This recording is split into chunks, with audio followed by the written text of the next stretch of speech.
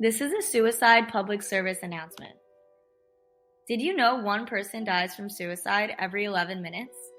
Here's what you should know. Suicide is defined as death caused by self-directed injurious behavior with intent to die as a result of the behavior.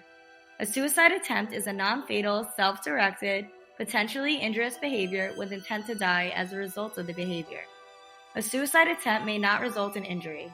Suicidal ideation refers to thinking about, considering, or planning suicide. Suicide is the second leading cause of death for people ages 10 to 34. Suicide can be prevented, and everyone plays a role in prevention. Look out for these common warning signs: talking about wanting to die or kill oneself, acting anxious, agitated, or reckless, talking about feeling hopeless or having no purpose, withdrawing or feeling isolated. Myth or fact? Myth: only older white males are at risk for suicide. Fact: anyone could be at risk for suicide. The highest rates of suicide are among American Indian, non-Hispanic white males. However, women are about 3 times more likely than men to attempt suicide. The most common method for suicide is firearms.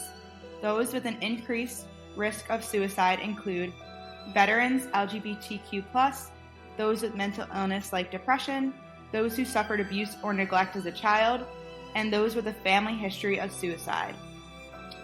What about OT?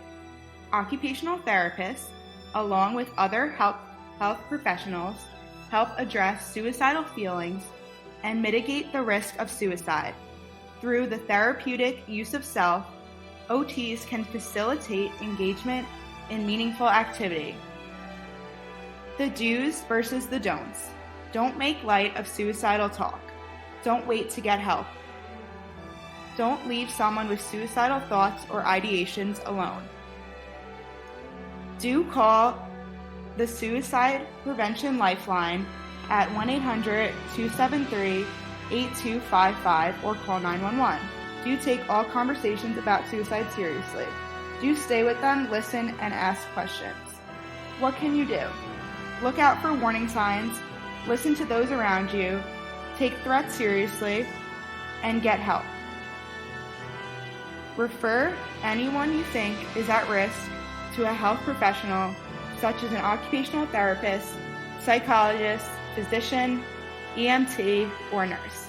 For more resources about suicide, you can visit the CDC and National Institute. Created using Powtoon.